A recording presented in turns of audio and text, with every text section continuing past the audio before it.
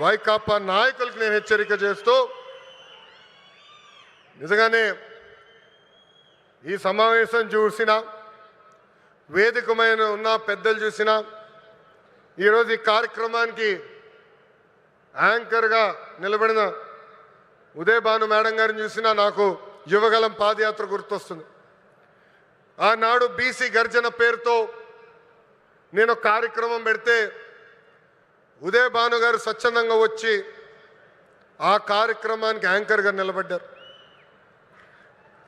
BC సోదరులు జరుగుతున్న అన్యాయం పైన ఆనాడు మేము పెద్ద ఎత్తున ఆనాటి ప్రభుత్వాన్ని నిలదీశాం. నిలదీసినందుకు మేడం గారిని కూడా వైకాపా నాయకులు ట్రోల్ చేశారు. అంతేకాదు వేదికమైన పెద్దలందరి పైన దొంగ కేసులు పెట్టారు. నా పైన కూడా 23 కేసులు పెట్టారు.